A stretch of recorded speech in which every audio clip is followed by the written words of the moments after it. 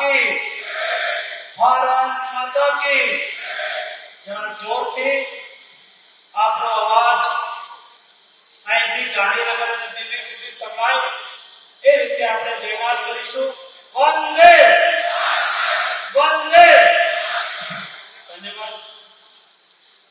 આજના આપણા કાર્યક્રમમાં ઉપસ્થિત ભારતીય જનતા પાર્ટીના વરિષ્ઠ નેતા, દેશના સહકારિતા અને ગૃહમંત્રી આદરણીય અમિતભાઈ, મંચ પર વિરાજમાન તમામ ભારતીય જનતા પાર્ટીના જનપ્રતિનિધિઓ, વરિષ્ઠ આગેવાનો, ઉપસ્થિત વડીલો, યુવાનો, પત્રકાર મિત્રો. દોસ્તો, 11 લોકસભા ક્ષેત્રની અંદર છેલ્લા 1 મહિનાથી હું પ્રવાસ કરી રહ્યો છું.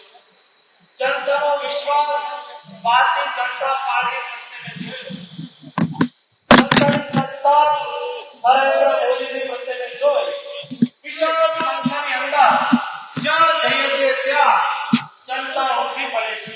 મારા પ્રવાસ દરમિયાન ગામની અંદર પાછળ પૂરી જઈએ દીકરીઓ તિલકે મારું સ્વાગત કરે, ગામની અંદર લાભાર્થીઓ પર અભિવાદન કરે.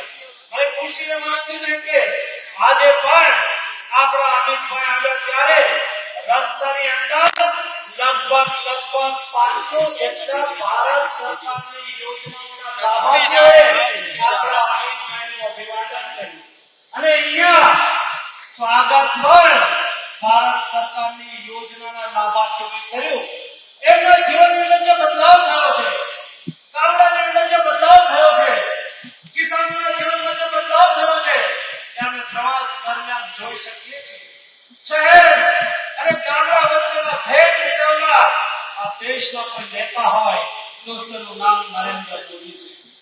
ગરીબ અને અમીર વચ્ચેના સ્વાસ્થ્ય ક્ષેત્રની અંદર કોઈ ભેદ મિટાવનાર નેતા હોય એ નેતા નરેન્દ્ર મોદી છે. દોસ્તો, પહેલા સમય હતો ગામડાની અંદર વ્યવસ્થા હોય, ગામડાની અંદર પાકા રસ્તા હોય, ગામડાની અંદર 24 કલાક વીજળી મળતી હોય, ગામડાની અંદર પ્રાથમિક સુવિધાઓ ઉપલબ્ધ હોય. અત્યારે જે સુવિધાઓ શહેરની અંદર ઉપલબ્ધ છે એ તમામ સુવિધા ગામડાની અંદર ઉપલબ્ધ છે.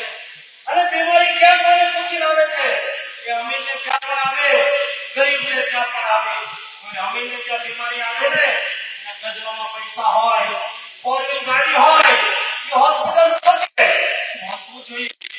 પરંતુ કોઈ ગામડા ગરીબ વ્યક્તિને ત્યાં મોટી બીમારી આવી ગઈ હોય તો આપણે કહેતા હોઈએ એમનું ઘર દબાઈ ગયું છે. મોદીજીના પ્રયાસોથી અત્યારે કોઈનું ઘર દબાઈ જતું નથી. 10 લાખ રૂપિયા સુધીની મોટી લાખની ગેરંટી કોઈ આપનાર નેતા હોય દોસ્તો એ નરેન્દ્ર મોદી છે. આ ચૂંટણી એ મોદીજીની ફરીથી વડાપ્રધાન બનાવવાની ચૂંટણી છે. ત્યારે આપણે સૌએ આ માંગ કરવા માટે આપણા ગૃહમંત્રી, આપણું ગુજરાતનું ગૌરવ એવા આદરણીય અમિતભાઈ જ્યારે આવ્યા છે ત્યારે આપની વચ્ચે વધારે સમય નથી લેતો, પરંતુ આપણે જોરથી નારા સાથે અમિતભાઈને આવકારીએ. ભારત માતા કી, ભારત માતા કી. અને હવે હું આપણા અમિતભાઈને વિનંતી કરીશ કે આપણા વચ્ચે આવશે અને આપણે સૌને ઉદ્બોધિત કરશે. આદરણીય અમિતભાઈ.